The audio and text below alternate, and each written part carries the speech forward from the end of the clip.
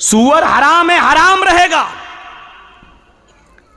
अब कोई ये कहे कि मौलाना साहब अल्लाह के नबी के ज़माने में सूअर को इसलिए हराम करार दिया गया क्योंकि सूअर गंदगी खाता था, लैट्रीन खाता था,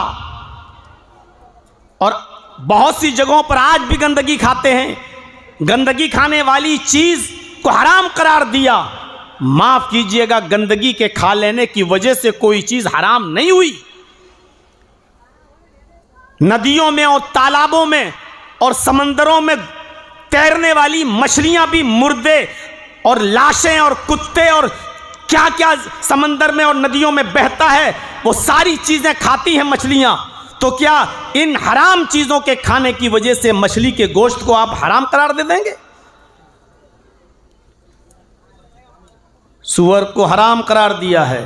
अब अमेरिका के अंदर और इंग्लैंड के अंदर जहां यहूदी और ईसाई लोग हैं, वहां सूअर को बहुत अच्छे और साफ सुथरे माहौल में पाला जाता है। जैसे आपके यहाँ मुर्गी का फार्म हाउस होता है, वहां उनको दाना डाला जाता है, 1-1.5-2 महीने में आपके उस चिकन को 1.5-2 किलो का कर दिया जाता है, साफ सुथरी चीजें खिलाई जाती हैं। ऐसे ही अमेरिका, कनाडा और इसी तरीके से जापान और फ्रांस और इंग्लैंड वगैरह में सूअरों के लिए बड़े बड़े फार्म हाउस खोले गए हैं और उनको बहुत ही साफ सुथरा खाना खिलाकर उनको बड़ा किया जा रहा है। अब कोई ये कहे कि मौलाना साहब अब सूअर गंदी चीज नहीं खा रहा है और साफ सुथरी और अच्छी चीजें खाकर उसको पाला जा रहा है, इसलिए सूअर हलाल है, तो वो दीन को बदलने की कोशिश कर रहा है, वो शरीयत को बदलने की कोशिश कर रहा है, वो मुहम्मदुर रसूलुल्लाह की जगह पर अपने आप को नबी बनाने की कोशिश कर रहा है।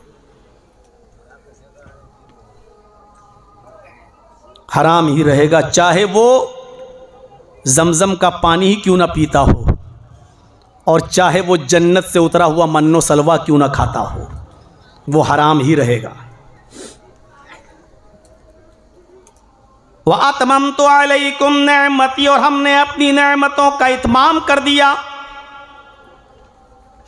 वरदीतु लकुमुल इस्लाम दीना, और मैं तुम्हारे इसी दीन इस्लाम से राजी और खुश हो गया। मुकम्मल हो चुका है दीन, अब कोई ना इसमें कमी कर सकता है और ना कोई इसके अंदर ज्यादती कर सकता है।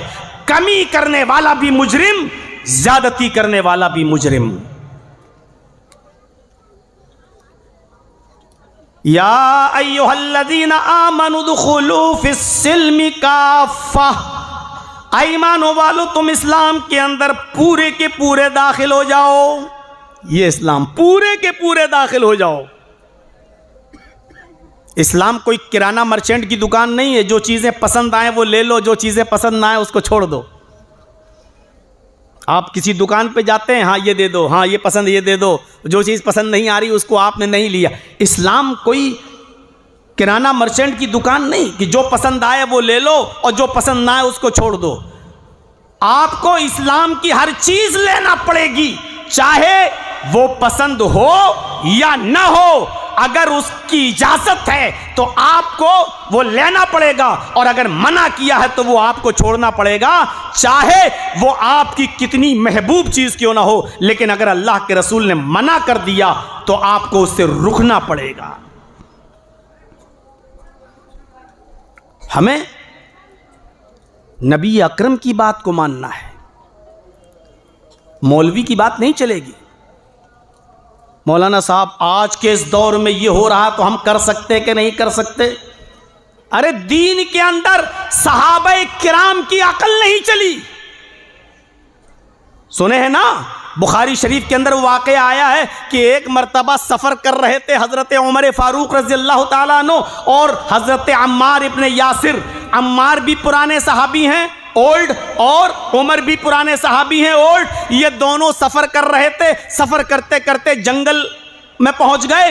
अब कहने लगे रात काफ़ी हो गई है, अब रात में अगर सफ़र करेंगे, ख़तरनाक जंगल है, डेंजर फॉरेस्ट है, अगर यहाँ से हम गुजरेंगे तो ख़तरनाक जानवर, डेंजर एनिमल्स हमें हमला कर सकते हैं, वार कर सकते हैं, चलो रात यहीं गुजार लेते हैं। रात में सो जाते हैं दोनों लोग। हज़रत उमर ने अपनी चादर बिछा ली, हज़रत अम्मार ने अपनी चादर बिछा ली, और दोनों लोग उसी जंगल के अंदर सो गए। और सुनिए, बहुत आसान और बहुत इजी उर्दू बोलने की कोशिश कर रहा हूं, अपनी बात तुम्हारे दिमाग में पैवस्त करने की कोशिश कर रहा हूं। बहुत दिन हो गए हैं, मैंने तो अब आपकी नब्ज पकड़ ली है कि आप सुनना क्या चाहते हैं। मेरे भाइयों, हजरत अम्मार अपनी चादर बिछा के सो गए, हजरत उमर अपनी चादर बिछा के सो गए, दोनों सो गए। सुबह उठते हैं फजर की नमाज पढ़ने के लिए, लेकिन दोनों सहाबी फजर की नमाज पढ़ने के लायक नहीं रहे। समझ गए हैं आप इशारा? दोनों को गुस्ल की जरूरत पेश आ गई। ऐसी कंडीशन हो गई कि इस कंडीशन में वो नमाज नहीं पढ़ सकते बगैर गुस्ल किए हुए। इंसान है, फितरत है, नेचुरल चीज है, हो गया। अब फजर का वक्त है, नमाज भी हर हाल में पढ़ना है, करें क्या? पानी किसी के पास नहीं है। बुखारी के अल्फाज, हजरत अम्मार कहते हैं, आए उमर, मुझे तो गुस्ल की ज़रूरत पेश आ गई। हज़रत अम्मार ने सर झुका के कहा, उमर, मुझे भी गुस्ल की ज़रूरत पेश आ गई, पानी है नहीं, करें क्या? हज़रत अम्मार ने कहा, मसला मालूम है हमें।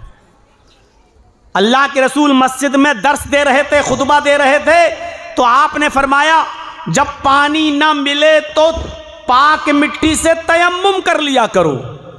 जब पानी ना मिले तो पाक मिट्टी से तयम्मुम कर लिया करो, लिहाजा हम तयम्मुम से काम चला लेंगे। हज़रत उमर ने कहा, अय अम्मार, जिस वक्त अल्लाह के नबी ने यह हदीस बताई थी उस वक्त मैं भी मस्जिद में मौजूद था। अल्लाह के रसूल ने वुज़ू के बारे में यह फरमाया था कि वुज़ू के लिए पानी ना मिले तो तयम्मुम कर लो। हमें वुज़ू की नहीं, गुस्ल की ज़रूरत है। आदमी पाक रहता है, सिर्फ वुज़ू नहीं है तो पानी नहीं मिल रहा, तयम्मुम कर ले। लेकिन हमें तो वुज़ू की ज़रूरत नहीं, गुस्ल की ज़रूरत है। तो हज़रत अम्मार कहने लगे, वुज़ू में छोटा गुस्ल होता है, यानी चंद चीज़ें धोई जाती हैं, तो उसके लिए छोटा तयम्मुम होता है, और हमें गुस्ल की ज़रूरत है, इसलिए बड़ा तयम्मुम कर लेंगे। तो हज़रत उमर ने कहा, बड़ा तयम्मुम क्या होता है? तो कहा, बड़ा तयम्मुम ये होता है कि हम अपने जिस्म से कपड़े उतार कर ज़मीन पर मिट्टी में लोटेंगे, पूरे जिस्म पर मिट्टी भर लेंगे, हर हिस्से पे मिट्टी पहुंच जाएगी, पाक हो जाएंगे। हज़रत उमर ने कहा, मेरी अक्ल में नहीं आ रही ये बात। हज़रत अम्मार ने वही किया जो उन्होंने अच्छा समझा। हदीस में आता है, उन्होंने पर्दा डाला, अपने कपड़े उतारे और जमीन पर पड़ी हुई मिट्टी पर लोटने लगे। हदीस के अल्फाज ये हैं, कमा तमर्रकु दाब्बा, मैं जमीन पर ऐसे लोटा, मैं जमीन पर मिट्टी में ऐसे लोटने लगा जैसे चार पैर वाला जानवर जमीन में लोटता है। मिट्टी में ऐसे ऐसे करके पूरे जिस्म पर मैंने मिट्टी मल ली और नमाज पढ़ ली। हज़रत उमर कहने लगे, नहीं, जब तक पानी नहीं मिल जाएगा मैं नमाज नहीं पढ़ूंगा। हज़रत अम्मार की अपनी अकल, हज़रत उमर की अपनी अकल। कहा, ये तो हमने कभी देखा नहीं अल्लाह के रसूल को ऐसा करते हुए, और तुम ऐसा कर रहे हो। कहा, नहीं, तुम देख लेना, अल्लाह के रसूल के पास जब जाएंगे और मिलेंगे तो इंशाअल्लाह मेरी बात सही होगी। हज़रत उमर फारूक ने नमाज नहीं पढ़ी, सफ़र आगे बढ़ गए, सफ़र को आगे किया। जब शहर में पहुंचे तो सूरज निकल चुका था, पानी मिल गया। उन्होंने सबसे पहले गुस्ल किया और उसके बाद में छूटी हुई फजर की नमाज उन्होंने बाद में पढ़ी। अब अल्लाह के रसूल के पास जब पहुंचे, सफ़र ख़त्म हुआ, लौट के जब वापस आए, उस ज़माने में मोबाइल तो था नहीं, आजकल तो बड़ा लेटेस्ट ज़माना है। रात के 3 बजे भी फ़ोन आ जाता है, मौलाना साहब अल्लाह ने मुझे बेटा दिया है, क्या नाम रखूं? बेगैरत सुबह पूछ लेता। 3 बजे लोग फ़ोन करते हैं, मौलाना साहब बेटा पैदा हुआ, क्या नाम रखूं? याद रखिएगा, शरीयत में ईशा की नमाज पढ़ने के बाद, ईशा की नमाज पढ़ने के बाद बिला किसी ज़रूरत के, बिला किसी इमरजेंसी काम के आप किसी के घर का दरवाज़ा नहीं खटखटा सकते हैं। इसी तरीके से ईशा की नमाज के बाद बिला किसी इमरजेंसी कॉल के और बिला किसी इमरजेंसी काम के आप किसी को कॉल भी नहीं कर सकते हैं। ये आदाब हैं, शरीयत में हर चीज़ मौजूद है।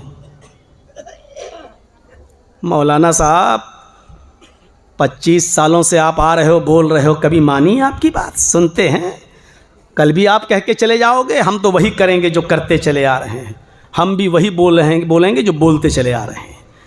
तुमको अपनी ज़िद, हमको अपनी ज़िद। मेरे भाइयों, हज़रत उमर फारूक और अम्मार इब्न यासिर का जब सफ़र ख़त्म हुआ तब दोनों अल्लाह के नबी के पास मदीने पहुँचे और कहा चलो अब पूछते हैं किसने सही किया, हमने ऐसा करके सही किया था या आपने नमाज छोड़ने के बाद पानी का इंतज़ार करके गुस्ल करके नमाज पढ़ी और सूरज निकलने के बाद नमाज पढ़ी, आपने सही किया। चले पूछते हैं अल्लाह के रसूल से, हम दोनों में से एक ही सही होगा, कौन सही था? अल्लाह के नबी सल्लल्लाहु अलैहि वसल्लम के पास आए। अरे भाई कैमरा एक बार फिट कर लो ना यार। अल्लाह के नबी के पास आए और अल्लाह के नबी सल्लल्लाहु अलैहि वसल्लम को दोनों लोगों ने अपनी अपनी बात बताई। आपने कहा अच्छा, अल्लाह के रसूल दोनों को गुस्ल की ज़रूरत पेश आ गई। आपने कहा फिर क्या किया? हज़रत अम्मार ने कहा अल्लाह के रसूल तमर्रक़्तु कमा तमर्रक़ु दाब्बा, मैं तो ऐसे लौटा ज़मीन में जैसे जानवर लौटता है, चौपाया लौटता है। हमने तो पूरे जिस्म पर मिट्टी मल ली और उसके बाद नमाज पढ़ ली। पानी नहीं था तो क्या करते? आपने कहा अम्मार तुमने गलत किया। कहा उमर तुमने क्या किया?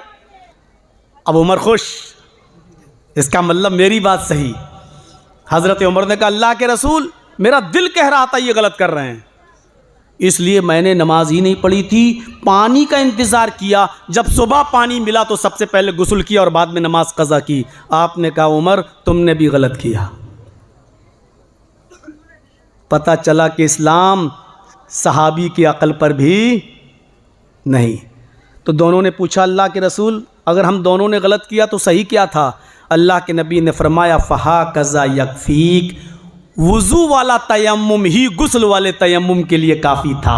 यानी जो वुज़ू का तयम्मुम है वही गुस्ल का भी तयम्मुम है, एक ही तयम्मुम है, बस आपको दोनों हाथ ज़मीन पे मारना थे ऐसे। तयम्मुम क्या है? तयम्मुम जब भी किसी को ज़रूरत पड़ जाए तयम्मुम की, या जो बीमार है वुज़ू नहीं बना सकते बेचारे, डॉक्टर ने पानी का इस्तेमाल मना किया है, तो वो तयम्मुम कैसे करेंगे? ये पाक मिट्टी है, ऐसे हाथ मारेंगे, ये दोनों हाथ ऐसे मारो और दोनों को फूंक लो, बस एक बार ऐसे, और उसके बाद में इसको चेहरे पे मल लो। मल लिया एक बार, और दायां हाथ का ये हथेली ये इस पर यहाँ लाइए और ऐसे कर लीजिए, ऐसे, और इसको लाइए बाएं हाथ की, उल्टे हाथ की हथेली को ऐसे लाइए यहाँ और ऐसे कर लीजिए। ये आपका तयम्मुम हो गया है और अब आप नमाज पढ़ सकते हो। बहुत से जाहिलों को मैंने देखा तयम्मुम भी वुज़ू की तरह करते हैं, ऐसे करेंगे, फिर ऐसे मिट्टी लेके ऐसे करते हैं, ऐसे, मतलब नाक में भी ऐसे करते हैं। ये तयम्मुम नहीं है। दोनों हाथ ज़मीन पे मारिए, उसको फूंक लीजिए, चेहरे पे मलिए, दायां हाथ बाएं हाथ के ऊपर ऐसे फेरिए और बाएं हाथ दाएं हाथ के ऊपर ऐसे फेरिए। ये हो गया तयम्मुम। ये वुज़ू का भी तयम्मुम है, ये गुस्ल का भी तयम्मुम है। दोनों ने गलत किया। अब शरीयत क्या है? जो उमर ने किया वो नहीं, जो अम्मार ने किया वो नहीं। शरीयत वो है जो जनाब मोहम्मद रसूलुल्लाह ने बताया है, ये है शरीयत। अल-यौम अकमलतु लकुम दीनकुम, मैंने आज तुम्हारे लिए तुम्हारे दीन को मुकम्मल कर दिया। अब कोई आदमी कहे नहीं हम पूरे हाथ में भी मिट्टी मल लें, पैर में भी मिट्टी मल लें, ज़्यादा मिट्टी मल लेंगे तो ज़्यादा अच्छा वो तयम्मुम हो जाएगा, तो इसका मतलब यह है कि वो रसूलुल्लाह को नबी नहीं समझ रहा है, वो अल्लाह के रसूल की शान में गुस्ताखी कर रहा है, वो मोहम्मद रसूलुल्लाह की रिसालत पर खयानत कर रहा है, डाका डाल रहा है, वो मरदूद इंसान है। मरदूद इंसान है, वो अपने आप को नबी बनाने की कोशिश कर रहा है। ये चीज़ समझने की कोशिश कीजिएगा। तो इस्लाम के अंदर पूरे के पूरे दाखिल हो जाओ, पूरे के पूरे। किराना मर्चेंट की तरह नहीं, जो पसंद आए वो हमारा, जो नहीं आए उसको छोड़ देंगे, नहीं। आपको हर हाल में इस्लाम के ऊपर अमल करना है, हर हाल में आपको वो चीजें मानना है। हजरत मोहम्मद रसूलुल्लाह सल्लल्लाहु अलैहि वसल्लम के ये कह देने के बाद हजरत अम्मार भी सर तस्लीम खम कर लेते हैं, हजरत उमर भी बात मान लेते हैं। ये था दीन, ये था दीन। दोनों ने तस्लीम कर लिया। आपने जो कहा वो सही है, हम मान लिए, आज के बाद वही करेंगे जो आपने हमें बता दिया। मेरे भाइयों, गौर तो करो, क्या मोहब्बत थी अल्लाह के रसूल। जरा अंदाजा लगाइए आप, अल्लाह सहाबा वो करते थे जो अल्लाह के नबी सल्लल्लाहु अलैहि वसल्लम कर रहे हैं। अल्लाह के नबी सल्लल्लाहु अलैहि वसल्लम ने नमाज पढ़ाई। उस जमाने में बहुत खजूर के पत्तों की छतें हुआ करती थीं, लेंटर ऐसे नहीं पड़ते थे, जमीन बहुत गर्म हो जाया करती थी। नंगे पैर अगर जमीन पर खड़े होकर नमाज पढ़ेंगे तो पैरों में छाले और फलक पड़ जाया करते थे। इसलिए अल्लाह के नबी भी जूते पहनकर नमाज पढ़ा करते थे और सहाबा भी जूते पहनकर नमाज पढ़ा करते थे। और आज भी अगर ऐसी कंडीशन कहीं हो जहां आपको सिर्फ जमीन मिल रही हो, छत न हो, तो वहां पर भी आप जूते पहनकर नमाज पढ़ सकते हैं। शरीयत में इस बात की इजाज़त है। जनाजे की नमाज में तो जूते पहने ही जाते हैं। बहुत से जाहिलों को हमने देखा क्या करते हैं, नमाज पढ़ेंगे जनाजे की तो जूते या चप्पल में से पैर निकालेंगे और उसके ऊपर खड़े हो जाएंगे। अरे अल्लाह के बंदे, बात तो फिर भी वही हुई। जूता तो है तेरे पैर के नीचे ही, तेरे पैर में हो या पैर के नीचे हो, है तो पैर के नीचे ही। बहुत से जाहिलों को हमने देखा, जूते उतार लेंगे या चप्पल से पैर निकालेंगे, उसी के ऊपर खड़े हो जाएंगे, फिर पढ़ेंगे जनाजे की नमाज। चप्पल पे खड़ा है, जूते पे खड़ा है। मेरे भाइयों, जूते पहनकर नमाज पढ़ना जायज। अल्लाह के नबी नमाज पढ़ा रहे हैं और सहाबा के पीछे नमाज पढ़ रहे हैं।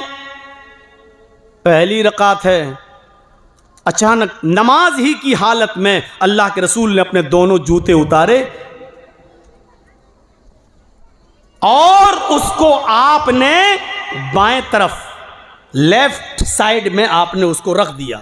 नमाज कौन पढ़ा रहा है? नबी अकरम। हदीस अबू दाऊद की किताबुस सलात उठाकर देखिए, दोनों जूते उतारे और उतारने के बाद लेफ्ट साइड में रख दिया। सहाबा जो नबी के पीछे नमाज पढ़ रहे थे, उन्होंने देखा हमारे नबी ने जूते उतार दिए, उन्होंने भी दोनों जूते उतारे और अपने अपने लेफ्ट साइड में सब ने रख दिए। जब अल्लाह के नबी ने सलाम फेरा, अस्सलामु अलैकुम व रहमतुल्लाह, अस्सलामु अलैकुम व रहमतुल्लाह, और जब मुक्तदियों की तरफ आपने नमाजियों की तरफ चेहरा किया तो क्या देखते हैं? सबके बाएं तरफ लेफ्ट साइड में जूते रखे हुए। आपने देखकर कहा, ये क्या है? ये जूते कैसे? हदीस के अल्फाज सुनिए, शब्द क्या है हदीस के, वर्ड्स क्या है हदीस के। मा हमालकुम अला इल्काई निआलिकुम, आए मेरे साथियों, तुम्हें जूते उतारने के लिए किसने कहा था? तुमने जूते क्यों उतारे? तुमने जूते क्यों उतारे? तुम तो जूते पहनकर नमाज पढ़ रहे थे, तुमने जूते क्यों उतारे? सहाबा का कितना सीधा साधा जवाब। सहाबा ने कहा, अय अल्लाह के रसूल, राईनाक, हमने तो आपको देखा जूते उतारते हुए, आपने उतारे तो हमने भी उतार दिए। जो इमाम करता है वही मुक्तदी को करना चाहिए। आप नमाज जूते पहन के पढ़ा रहे थे, आपने उतारे तो हमने भी उतार दिए। हम नहीं जानते हमने सही किया कि गलत, हम सिर्फ इतना जानते हैं जो आपने किया वो हमने किया। अल्लाह के नबी अब फरमाते हैं कि मेरे साथियों, मैं नमाज पढ़ाने के लिए जब खड़ा हुआ और तकबीर तहरीमा कह दिया, अल्लाहु अकबर कहकर मैंने नमाज पढ़ाना शुरू कर दिया, तब जिब्रील मेरे पास आए और जिब्रील ने मुझे बताया, आए मोहम्मद सल्लल्लाहु अलैहि वसल्लम, आपके जूतों में गंदगी लगी हुई है। कज़रन और अज़न दोनों लफ्ज़ आए हदीस में, या तो तकलीफ देने वाली कोई चीज़ है या गंदगी आपके जूतों में लगी हुई है। जब मैंने सुना जिब्रील ने बताया कि गंदगी मेरे जूतों में लगी है, तो फिर मैंने उन जूतों को उतार कर अपने बाएं साइड में रख दिया, इसलिए कि अगर जूते में गंदगी लगी होगी तो फिर नमाज नहीं होगी, इसलिए मैंने अपने दोनों जूते उतार दिए। अरे मेरे साथियों, तुम्हारे लिए मेरा हुक्म यह है कि तुम जब भी नमाज पढ़ने के लिए आया करो, नमाज शुरू करने से पहले अपने दोनों जूतों को देख लिया करो। अगर उस जूतों में गंदगी लगी हो, नापाकी लगी हो, फलयमसहुमा, तो उन दोनों जूतों को तुम जमीन पर रगड़ लिया करो, पाक मिट्टी के ऊपर रगड़ लिया करो। जमीन की पाक मिट्टी तुम्हारे जूते की गंदगी को साफ कर देगी, और जमीन पर जब तुम जूते को रगड़ लोगे तो वो जूते पाक हो जाएंगे, फिर उन्हीं जूतों में तुम नमाज पढ़ सकते हो। सहाबा कितनी बात मानते थे। अल्लाह के नबी ने जूते उतारे तो उन्होंने भी उतार दी। ये है दीन। एक सहाबी सोने की अंगूठी पहने हुए हैं, एक सहाबी सोने की अंगूठी पहने हुए हैं। अल्लाह के नबी की नजर उस सहाबी के ऊपर पड़ गई। आपने कहा मा हाज़ी, ये क्या है? कहा अल्लाह के रसूल सोने की अंगूठी पहने हुए हूं। आपने फरमाया सोना तो मैंने अपनी उम्मत के मर्दों के लिए हराम करार दिया है। कितना भी अमीर आदमी हो, कितना बड़ा चौधरी हो, आपके इलाके का कितना बड़ा और अमीर सरदार हो, कितना भी पैसे वाला हो, सोने की कोई चीज अगर पहनता है तो वो हराम है और हराम ही रहेगा। दुनिया का कोई अमीर और दौलतमंद आदमी के पहन लेने की वजह से वो सोना मर्द के लिए हलाल नहीं हो सकता है। और औरत चाहे जितनी गरीब हो, गिफ्ट में अगर कोई शौहर दे दे, बाप दे दे, भाई दे दे, तो लड़की और औरत सोना पहन सकती है, सोना इस्तेमाल कर सकती है, उसके लिए कोई मुमानियत नहीं। याद रखिए, मर्द कितना ही अमीर हो, सोने का कारोबारी क्यों ना हो, बिजनेसमैन क्यों ना हो, यही इस्लाम है। जो हराम कर दिया वो हराम रहेगा। किसी बड़ा और दौलतमंद हो जाने की वजह से कोई, मेरे भाइयों, हराम चीज को हलाल नहीं कर सकता है। अल्लाह के नबी ने उस सहाबी के हाथ में सोने की अंगूठी देखी, उसको उतारा और उतारने के बाद जमीन पर फेंक दिया, और जमीन पर फेंकते हुए फरमाया फतारहाहु, जमीन पर उस अंगूठी को फेंक के कहा कि मैंने मर्द के लिए सोना हराम करार दिया, तुमने इस अंगूठी को कैसे पहन लिया? किसी मर्द के लिए सोने की अंगूठी पहनना जायज नहीं है। लफ्ज पर गौर कीजिएगा, अल्लाह के नबी ने कहा किसी मर्द के लिए जायज नहीं है, इसका मतलब यह है कि औरत के लिए जायज है। वो सहाबी चाहते तो उसको उठा सकते थे और अपने घर में अपनी माँ, बहन, बेटी को दे सकते थे, लो भाई हमारे लिए तो जायज़ नहीं, तुम पहनो, क्योंकि नबी ने कहा मर्द के लिए जायज़ नहीं। लेकिन इसके बावजूद उस सहाबी ने सोने की अंगूठी उठाई नहीं, ज़मीन पर पड़ी है तो पड़ी रहने दी। सहाबा ने कहा उठा लो, उसने कहा क्यों? सहाबा ने कहा अल्लाह के नबी ने मर्दों के लिए हराम कहा है, अपनी बीवी को दे देना, बहन को दे देना, बेटी को दे देना, माँ को दे देना, कोई भी पहन लेगा घर में। उसने कहा नहीं, अल्लाह के नबी ने मेरी उंगली से अंगूठी निकाली, वो रिंग निकाली, मेरे हाथ में देते हुए ये नहीं कहा कि जा अपने घर में माँ, बहन, बेटी, बीवी को दे देना। अगर आपने मेरे हाथ में दी होती तो मैं जरूर पहना देता अपने घर में, अपनी वाइफ को, अपनी डॉटर को, अपनी बीवी को, बेटी को, सिस्टर को, बहन को, किसी को दे देता। लेकिन नबी ने उस अंगूठी पर नफरत की नजर डाल दी, घृणा की नजर डाल दी, मेरी उंगली से वो रिंग निकाल कर जमीन के ऊपर फेंक दी। कसम है उस जात की जिसके कब्जे में मेरी जान है, जिस अंगूठी पर, जिस रिंग पर मेरे नबी की नफरत की नजर पड़ गई है, मैं उसको जमीन से उठाकर अपने घर में माँ, बहन, बेटी को भी पहनाना गवारा नहीं करता। हम मोहब्बत करेंगे रसूल से। रात के 12 बजे तक कैरम बोर्ड खेलने वाली कौम चौराहों पर यह मोहब्बत करेगी मोहम्मद रसूलुल्लाह से। शराब के रसिया और दिलदादा कौम, ताड़ी की रसिया और दिलदादा कौम, सूद को हलाल कमाई की तरह कमाने वाले और जुआ दड़ा और सट्टा लगाने वाली कौम ये दावा करेगी मोहब्बत रसूल का।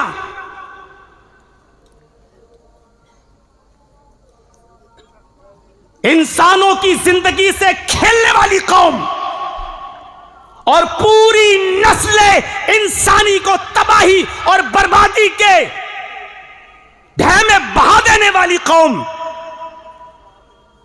चर्स और गांजा और अफीम और स्मैक हीरोइन पाउडर की शक्ल में बनाकर इंसानों की जिंदगी से खिलवाड़ करने वाली कौम ये रसूल से मोहब्बत का दावा करेगी।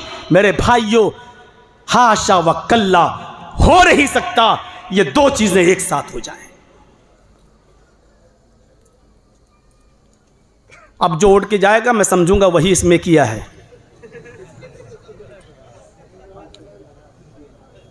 मैं समझूंगा वही हीरोइन का धंधा करता है। हाँ, अब किसी को पेशाब पेशाब लगा हो तो जा सकता है। मेरे भाइयों सुनिए, मोहब्बत के ये अंदाज थे। हम कहां हैं? हजरत मुआज इब्ने जबल रजी अल्लाह ताला अन्हु कहते हैं कि अल्लाह के नबी जनाब मोहम्मद रसूलुल्लाह सल्लल्लाहु अलैहि वसल्लम ने मुझे 10 बातों की वसीयत की। मुस्नद अहमद की रिवायत है, मुझे 10 बातों की वसीयत फरमाई। 10 बातें मैं नहीं बता पाऊंगा आज, मैं सिर्फ 5 चीजें बतला रहा हूं। नाम तो 10 का बता दूंगा लेकिन समझाऊंगा सिर्फ 5 चीजें। मुआज इब्ने जबल कहते हैं कि अल्लाह के नबी सल्लल्लाहु अलैहि वसल्लम ने मुझे 10 चीजों की वसीयत की। क्या ये 10 चीजें हमारे अंदर पाई जा रही हैं? सुनिए, देखिए, पहली चीज फरमाया, पहली चीज, ला तुशरिक बिल्लाहि शैअन इन कुतिलता व हुर्रिकता। आए मुआज, अपनी पूरी जिंदगी में कभी शिर्क मत करना, अल्लाह के साथ किसी को शरीक मत ठहराना, शिर्क मत करना, यानी अल्लाह की जातो सिफात में किसी दूसरे को शरीक मत करना। ये अल्लाह की सिफत है कि वो बेटा दे या बेटी दे, या बेटे ही बेटे दे या बेटियां ही बेटियां दे, या चाहे तो कुछ न दे, ये उसकी सिफत है। किसी और के अंदर ये मत मानना। उसके अलावा किसी और को सजदा मत करना, उसके अलावा किसी से हाजत रवाई और मुश्किल कुशाई का सवाल मत करना।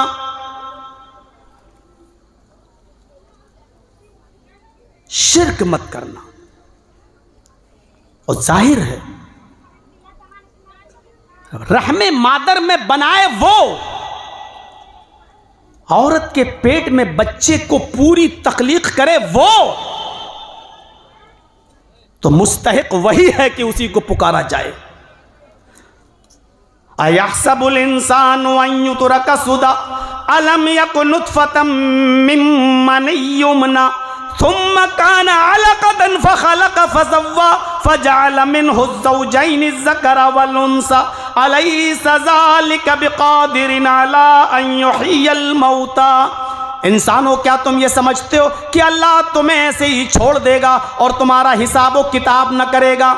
तुम्हें ऐसे ही मर जाने देगा और मरने के बाद दोबारा जिंदा नहीं करेगा? क्या तुम ये सोचते हो? गलत सोचते हो।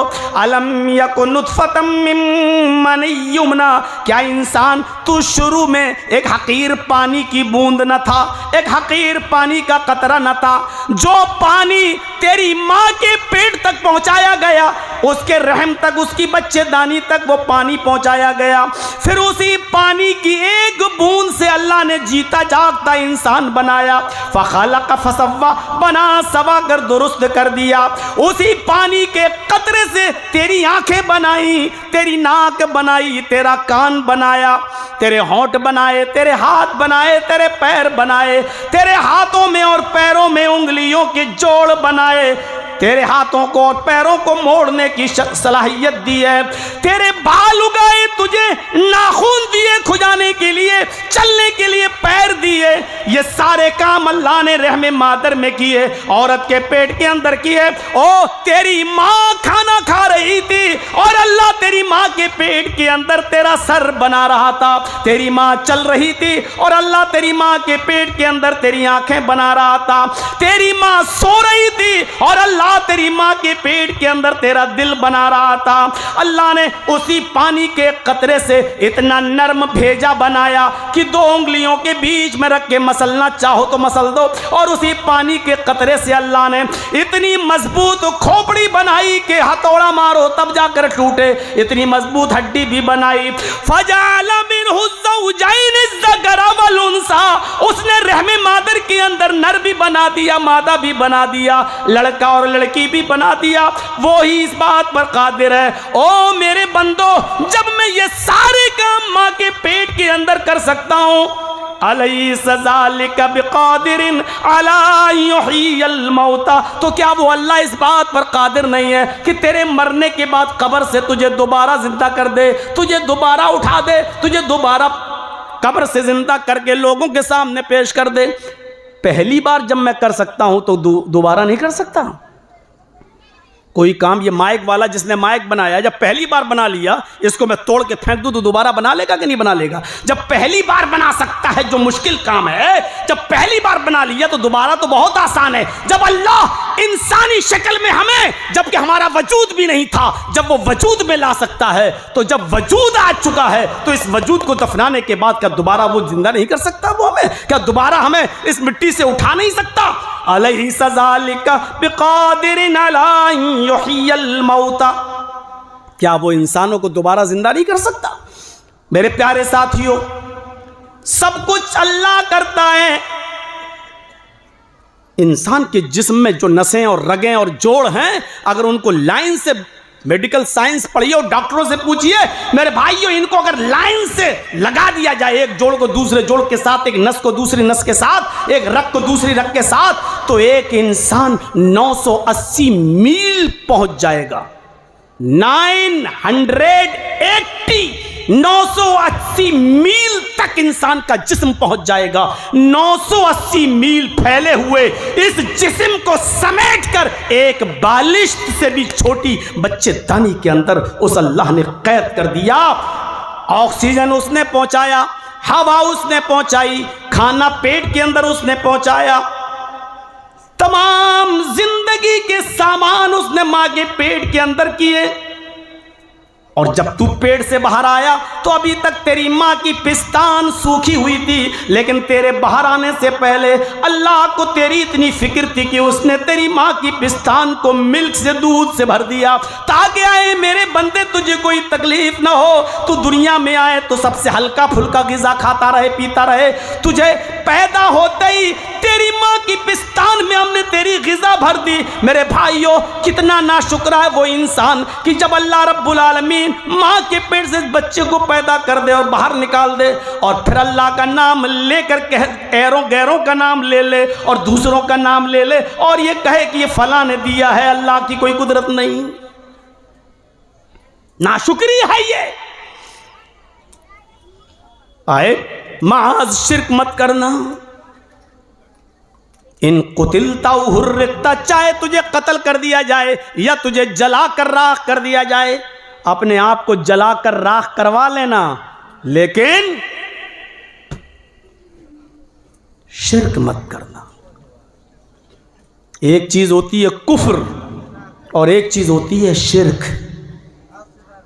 अगर किसी की जान जा रही हो, मुसीबत हो और उससे कुफ्र कराया जा रहा हो, तो अपनी जान बचाने के लिए कुफ्र किया जा सकता है।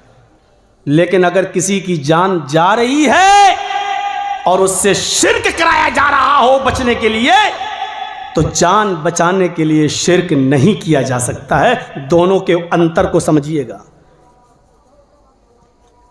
अगर कोई कमपट्टी पे बंदूक रख के कहे, कहो अल्लाह नहीं है, अल्लाह का इनकार कर, तो अल्लाह का इनकार करने, जान बचाने के लिए किया जा सकता है। कोई ये कहे कि अल्लाह का इनकार कर तब तेरी जान बख्शेंगे वरना शूट कर देंगे, और अल्लाह का इनकार करने से जान बच रही है, तो जान बचाने के लिए अल्लाह का इनकार किया जा सकता है, लेकिन वो भी दिल से नहीं, ज़बान से। घर आने के बाद फिर कह दो कि अल्लाह मैंने दिल से तेरा इनकार नहीं किया था, अशहदु अल्ला इलाहा इल्लल्लाह व अशहदु अन्ना मुहम्मदन अब्दुहु व रसूलुहु,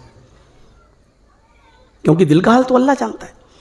लेकिन अगर कोई शिर्क करवाए और ये कहे कि मेरे सरदार को सजदा करो,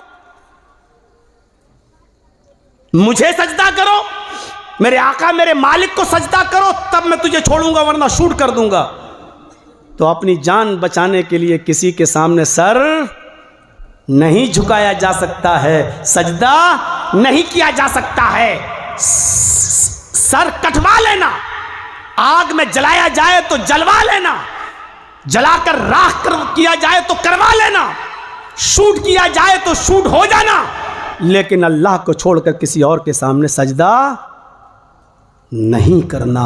शिर्क और कुफ्र के अंतर को समझने की कोशिश कीजिए।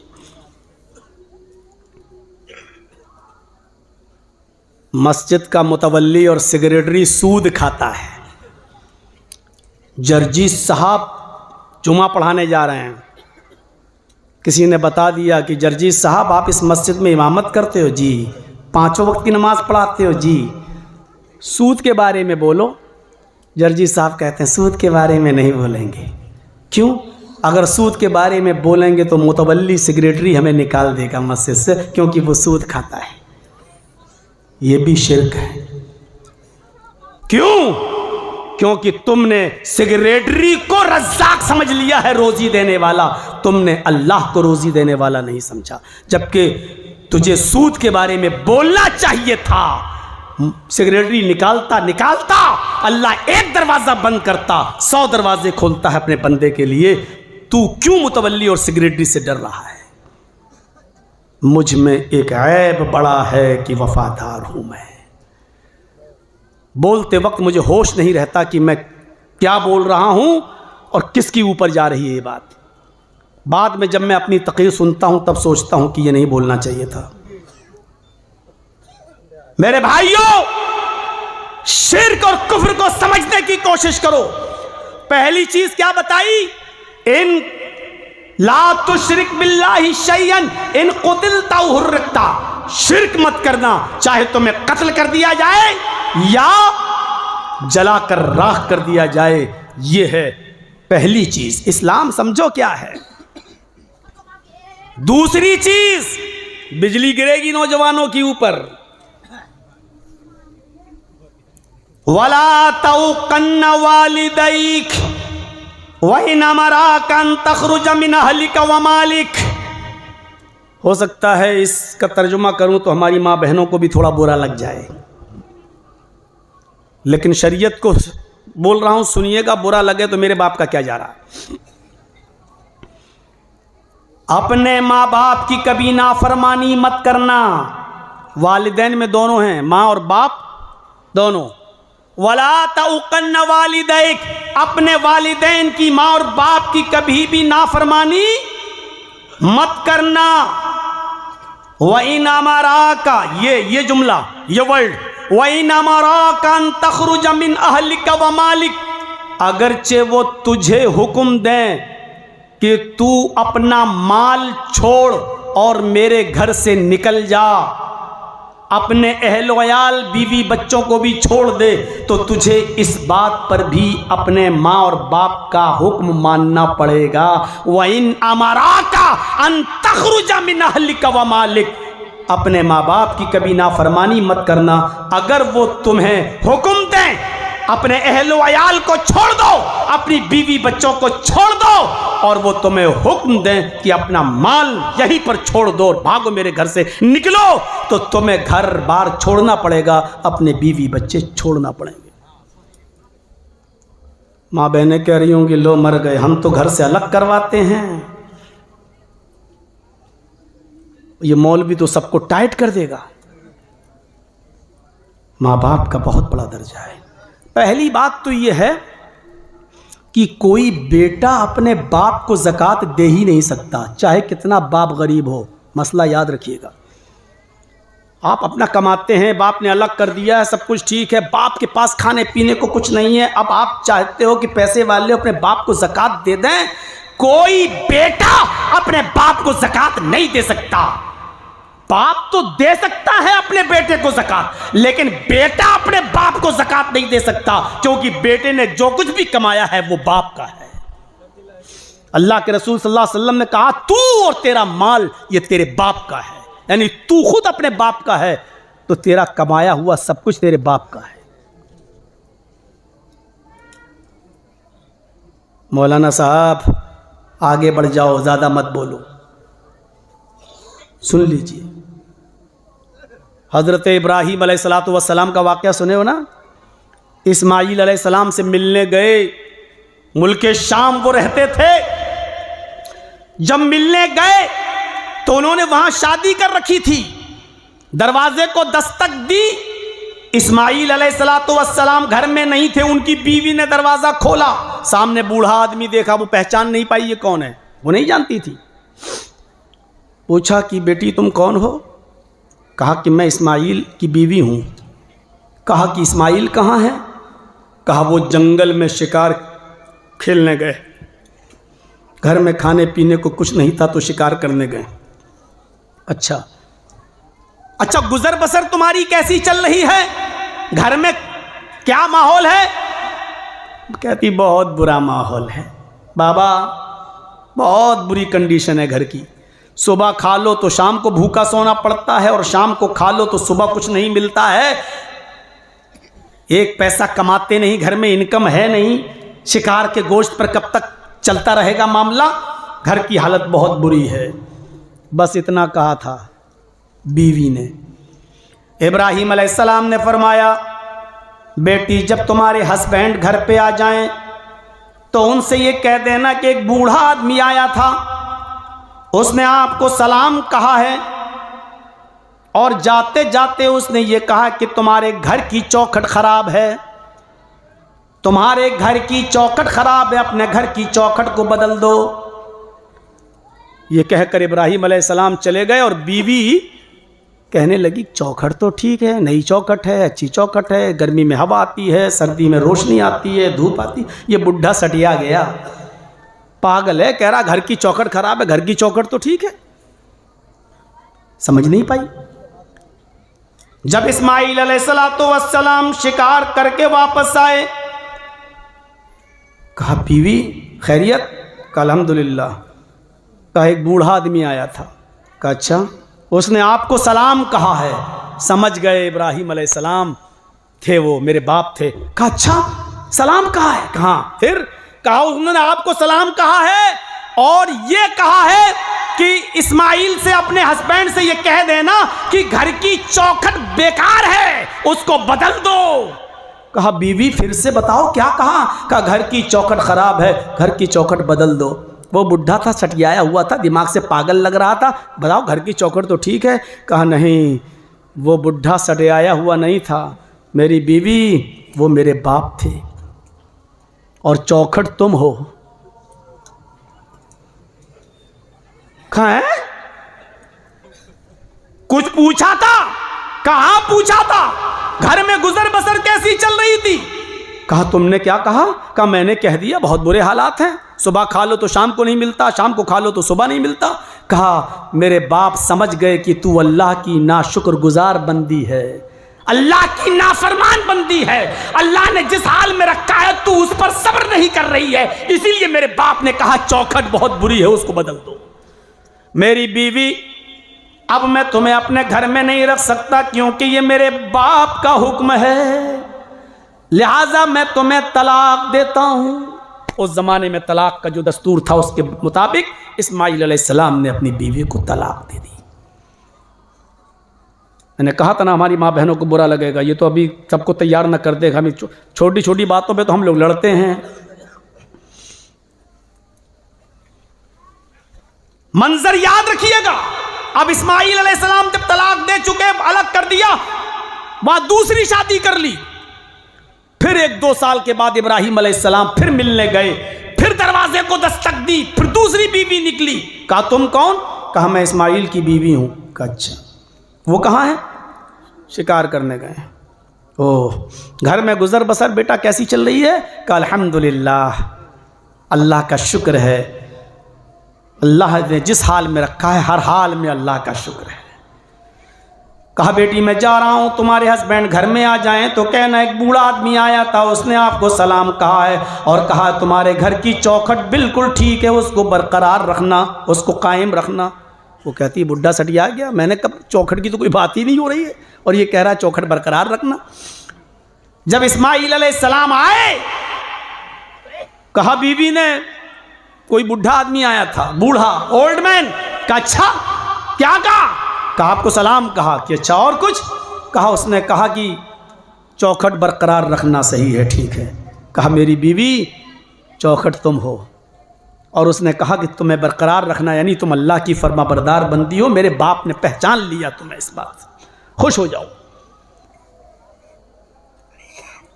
आजकल ससुर भी ऐसे होने चाहिए।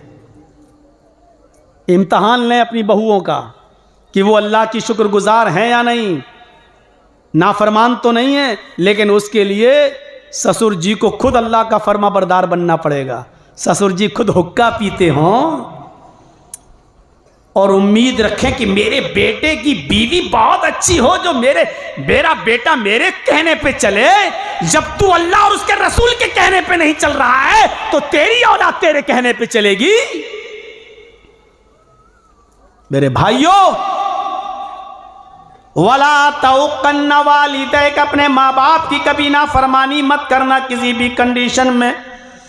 माँ बाप बहुत बड़ी, मुझसे पूछिए, अभी 1.5 साल हुआ है मेरे वालिद को इंतकाल किए हुए, अब मुझे कितनी कमी महसूस होती है। मेरी गोद में जिन्होंने आखिरी सांस ली हो, अब कमी महसूस होती है। अब समझ में आता है कि बाप को क्यों बाप कहा गया है, क्या होता है वो, तसव्वुर कीजिए आप। और बाप के साथ खिदमत करने के वाकयात और मामलात वो बतला रहा है जिसने पैदा होने के बाद अपने बाप को नहीं देखा। 6 साल की उम्र में जिसने अपनी मां को खो दिया हो, 8 साल की उम्र में जिसने अपने दादा को खो दिया हो, वो बतला रहा है बाप और मां के साथ क्या सुलूक करना चाहिए, वो बता रहा है। मेरे प्यारे साथियों, बहुत बड़ी नियामत है जिनके पास मां और बाप दोनों हैं, कदर कर लो। या जिनके पास दोनों में से एक है, कदर कर लो। वक़ज़ा रब्बुका अल्ला ताबुदू इल्ला इय्याह, तुम्हारे रब ने हुक्म दिया है इबादत सिर्फ अल्लाह की होगी बस। और अल्लाह ने अपनी इबादत के बाद फौरन कहा वबिल वालिदैनि इहसाना, और बाप के साथ, माँ बाप के साथ एहसान करो। मैंने तर्जमा किया एहसान करो। एहसान जानते हो किसको कहते हैं? वबिल वालिदैनि इहसाना। एहसान में हर नेकी शामिल है, हर नेकी। यानी तुम्हारे बाप को अगर दोनों पैरों से लंगड़े हों, हाथ नहीं हैं या कमज़ोर हो चुके हैं, बैठे हैं, क्या बेटा मुझे ज़रा दरवाजे के बाहर कुर्सी पे बिठा दो, मुझे थोड़ी देर धूप में बैठना है, सर्दी लग रही है मुझे, तो आपके ऊपर फ़र्ज़ हो जाएगा कि आप अपनी पीठ को सवारी बना दें और अपने बाप को अपनी गोद में लाएं और बाहर सड़क पर धूप में कुर्सी लगाकर अपने बाप को बिठाएं। ये एहसान में शामिल है, ये आपके ऊपर फ़र्ज़ हो जाता है। अगर आपका बाप बीमार हो जाए तो ये मत देखो कि खर्चा कितना जा रहा है, अपनी अलमारियों का लॉक खोल दो, अगर आपके बाप की ज़िंदगी एक दिन भी बच रही है और उसके लिए लाखों रुपया खर्च हो रहा है, तो लाखों रुपया मत देखो, ये एहसान में शामिल है। इसलिए कि बाप ना होता, अगर तुझे पैदा न किया होता तो ये दौलत तेरे पास ना होती। तू और तेरा माल तेरे बाप का है, इसलिए अपने बाप को राज़ी करो हर हाल में। हज़रत उमर फारूक रज़ी अल्लाह ताला अन्हु खाने काबा का तवाफ़ कर रहे हैं। एक आदमी को देखा कि वो अपनी लंगड़ी लूली और अंधी माँ को तवाफ़ करा रहा है, अपने गोद पे अपनी पीठ पर लाद कर। हज़रत उमर ने कहा, मुबारक हो, ये तुम्हारी माँ है, अल्लाह ने तुम्हें खिदमत करने का मौका दिया, तुम अपनी माँ को तवाफ़ करा रहे हो। उस आदमी ने पूछा, अमीरुल मोमिनीन, क्या मेरी माँ का हक अदा हो गया? मैं लंगड़ी लूली, अपाहिज और अंधी माँ को अपनी पीठ पर लाद कर खाने काबा का तवाफ़ करा रहा हूँ, क्या मैंने अपनी माँ का हक अदा कर दिया? हज़रत उमर फारूक कहने लगे, हक की बात पूछता है, अपनी माँ का हक अदा कर दिया। जब तुझे तेरी माँ पैदा कर रही थी, जब तुझे जन रही थी, जब तुझे अपने पेट से बाहर ला रही थी और तुझे पैदा करते वक्त जो उसको दर्द हो रहा था, उस दर्द में जब उसने पहली चीख निकाली थी, अभी तो तूने अपनी माँ की उस पहली चीख का भी हक अदा नहीं किया, अब पूरी जिंदगी का तू हक अदा कैसे कर सकता है? अभी तो तूने अपनी माँ की चीख का पहला आह का भी हक अदा नहीं किया और पूछता है कि मैंने अपनी माँ का हक अदा कर दिया। माँ का हक अदा नहीं हो सकता। दो चीजें। तीसरी चीज पर आइए जिससे आज हमारी नौजवान नस्ल बड़ी गाफिल है। पहली चीज, शिर्क मत करना, चाहे जला दिए जाओ चाहे कत्ल कर दिए जाओ, पहली चीज। दूसरी चीज, अपने वालिदैन की कभी नाफरमानी मत करना, अगरचे वो तुम्हें हुक्म दें कि अपने घर से निकल जाओ, मालो दौलत छोड़ दो, बीवी बच्चों से दूर हो जाओ, तुम्हें अपने माँ बाप की बात मानना पड़ेगी। तीसरी चीज, वला तत्रुकन्न सलातन मक्तूबतन मुतअम्मिदन फक़द बरियत मिन्हु ज़िम्मतुल्लाह। वला तत्रुकन्न सलातन मक्तूबतन मुतअम्मिदन फ़इन्न मन तरक सलातन मक्तूबतन मुतअम्मिदन फ़क़द बरियत मिन्हु ज़िम्मतुल्लाह। लोगों, कभी किसी भी हाल में फर्ज नमाज मत छोड़ना। ला तत्रुकन्ना कहा, किसी भी कंडीशन में, किसी भी हालत में तुम फर्ज नमाज मत छोड़ना। फ़इन्न मन तरक सलातन मक्तूबतन मुतअम्मिदन, इसलिए कि जो कसदन जानबूझकर आमदन फर्ज नमाज तर्क कर देता है, फर्ज नमाज छोड़ देता है, फ़क़द बरियत मिन्हु ज़िम्मतुल्लाह, तो अल्लाह की फिर उसके ऊपर कोई जिम्मेदारी नहीं रहती। और अल्लाह की जिम्मेदारी से वो दूर हो गया। ड्राइवर बैठता कहता, नहीं साहब आप मुझ पे भरोसा रखते हैं? ये अल्लाह के बाद आप पर ही भरोसा है भाई। तो ठीक है, जब आप मुझको भरोसा रखते हो तो अभी आपको खैरियत के साथ पहुंचाना ये मेरी जिम्मेदारी है। ठीक है, चलिए। अल्लाह ने कहा नमाज पढ़ोगे तो तुम्हारी जिम्मेदारी है मेरी, और अगर फर्ज नमाज को तुमने छोड़ दिया तो तुम्हारी कोई जिम्मेदारी मेरे ऊपर नहीं है। फ़क़द बरियत मिन्हु ज़िम्मतुल्लाह, अल्लाह की जिम्मे से वो आदमी दूर हो गया। कभी मत छोड़ना, ये मजबूरी नहीं चलेगी। मैं बैंक में नौकरी करता हूं, लिखा पढ़ी करता हूं, मौलाना साहब बैंक का मैनेजर मुझे इजाज़त नहीं देता, मैं जिस ऑफिस में काम करता हूं हमारा मालिक, हमारा मैनेजर हमें इजाज़त नहीं देता, मैं जो बिज़नेस करता हूं उसमें मसरूफ़ रहता हूं, मैं उसमें जो है हमें फुर्सत नहीं मिलती, क्या मैं शाम को घर आकर इकट्ठी पढ़ सकता हूं? ये सब बहाने नहीं चलेंगे। और माफ़ कीजिएगा, मसला अपने दिमाग की खोपड़ियों में बिठा लीजिएगा, अच्छी तरीके से मसला याद रखिएगा। हर वो सर्विस, चाहे सरकारी हो या प्राइवेट, हर वो नौकरी, चाहे वो सरकारी हो या प्राइवेट, हर वो बिजनेस जो आपका अपना हो, चाहे जैसा भी हो, अगर उस बिजनेस में या उस सर्विस से आपकी नमाज छूट रही है तो वो सर्विस भी आपके लिए हराम है और वो बिजनेस भी आपके लिए हराम है। नमाज को नहीं छोड़ा जा सकता है, सर्विस छोड़ी जा सकती है, बिजनेस छोड़ा जा सकता है, लेकिन नमाज नहीं छोड़ी जा सकती है। सिर्फ दो चीजें हैं उज़्र, ये दो चीजें अगर आपके पास हैं तो नमाज को मुलतवी कर सकते हैं, पोस्टपोन, पढ़ना फिर भी पड़ेगी। वो दो चीजें क्या हैं? इज़ा हज़रत ताम, आपके सामने बीवी ने खाना रख दिया, आपके सामने खाना आ गया और जैसे ही खाना आया अजान होने लगी, अल्लाहु अकबर अल्लाहु अकबर, तो अब खाना खा लो, क्योंकि अब छोड़ के जाओगे तो नमाज में खाने की तरफ दिमाग लगा रहेगा तुम्हारा।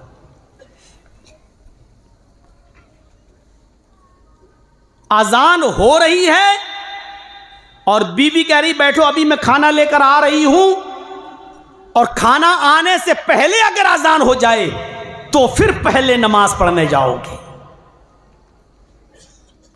हाज़ारा का लफ्ज है, अगर हाजिर हो जाए खाना और खाना आ जाने के बाद अगर अजान हो रही है तो पहले खाना खा लो, उसके बाद आप नमाज पढ़ने जाइए।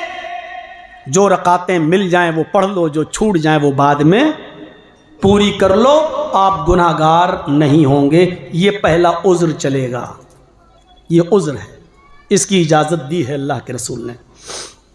और दूसरा उज़्र, अजान हो रही है और यहां अजान होते ही आपको क़ज़ाए हाजत की जरूरत पेश आ गई, लेटरीन पेशाब की जरूरत पेश आ गई, तो जाहिर बात है कि ये चीज रोकने से रुकती नहीं है। बहुत कोशिश करने के बाद रोक भी लिया तो नमाज पढ़ोगे तो पेशाब रोकोगे, नमाज पढ़ोगे तो डिस्टर्ब होगा, खलल होगा नमाज में। यहां इजाजत दी है शरीयत ने कि अगर अजान हो रही हो या हो जाए और अब तुम्हें क़ज़ाए हाजत की जरूरत है तो पहले लेटरीन से फारिग हो लो, पहले पेशाब कर लो, उसके बाद वुजू बनाओ, मस्जिद में जाओ, जो रकातें मिल जाएं वो पढ़ लो, जो छूट जाए वो बाद में पूरी कर लो। इन दो उज़्र के अलावा तीसरा कोई उज़्र नहीं है शरीयत के अंदर।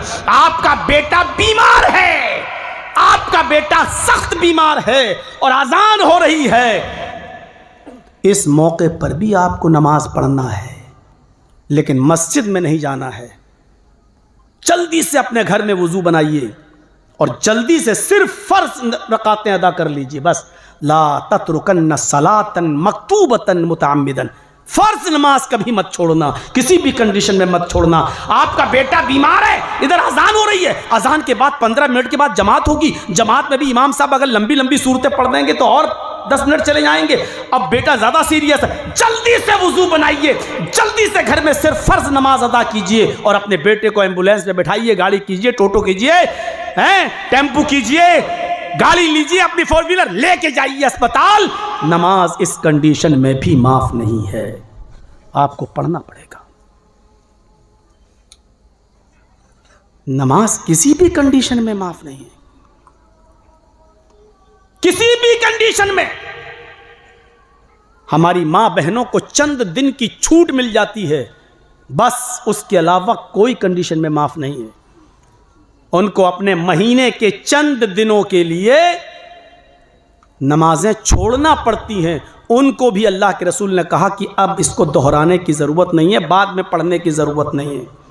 लेकिन याद रखें कि हमारी माँ बहनें भी जिस दिन वो पाक होंगी, जिस दिन उनका पीरियड बंद होगा, उनको उसी वक्त गुस्ल करना है, उसी वक्त गुस्ल करना है और नमाज पढ़ना है। अगर वो 3 बजे 4 बजे दिन में पाक होती हैं, असर का वक्त शुरू हो चुका है, फौरन गुस्ल करेंगी और असर के वक्त अब असर की नमाज नहीं पढ़ेंगी, जोहर की 4 रकात पढ़ेंगी और 4 रकात असर की पढ़ेंगी। जोहर और असर वो जमा करके पढ़ेंगी, याद रखिएगा, यहां मुसाफिर वाला हुक्म होगा उनके ऊपर, क्योंकि अगरचे जोहर का वक्त निकल गया लेकिन असर का वक्त है और मुसाफिर जोहर और असर दोनों को एक साथ पढ़ सकता है। इसलिए वो औरत जो 3:30 बजे पाक हो रही है और असर का वक्त शुरू हो चुका है, तो असर के वक्त नहाएगी और नहाने के बाद 4 रकात जोहर पढ़ेगी और 4 रकात वो असर पढ़ेगी। हाँ, अगर जोहर से पहले पाक होती है तो सिर्फ जोहर की नमाज पढ़ेगी, फिर असर के वक्त असर की पढ़ेगी। लेकिन अगर असर के बाद पाक हो रही है तो जोहर भी पढ़ेगी और असर भी पढ़ेगी। यही हाल मगरिब का है। अगर कोई औरत रात में 10 बजे पाक हो रही है तो 10 बजे वो नहाएगी, गुस्ल करेगी, 3 रकात मगरिब पढ़ेगी और 4 रकात इशा पढ़ेगी। 3 मगरिब और 4 इशा, ये रकातें पढ़ने के बाद मगरिब और इशा को जमा करेगी। मेरे भाइयों, हाँ, अगर मगरिब से पहले पाक हो रही है तो जोहर और असर दोनों पढ़ेगी। मगरिब के बाद पाक हो रही है और इशा का वक्त शुरू नहीं हुआ है तो सिर्फ मगरिब पढ़ेगी, और इशा के बाद पाक हो रही है तो मगरिब और इशा दोनों पढ़ेगी। याद रखिएगा, बात थोड़ी सी आगे निकल गई। इसके अलावा कोई कंडीशन नहीं है नमाज की माफ की।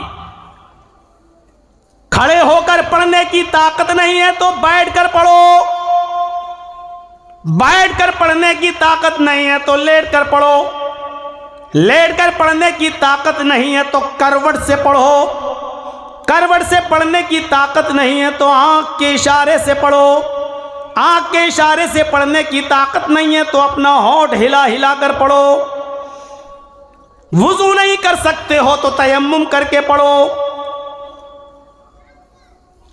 नलकी लगी हुई है पेशाब की जगह पर, थैली लटकी है, आप बार बार इस्तंजा नहीं कर पा रहे हैं तो जानते हो इस थैली का क्या हुक्म है? पेशाब अगर आप कर रहे हैं और पानी से धो नहीं रहे हैं और वो पेशाब आपका थैली में जा रहा है तो आप पाकी की हालत में माने जाएंगे, और इस कंडीशन में भी आपको नमाज पढ़ना पड़ेगी, नमाज माफ नहीं है।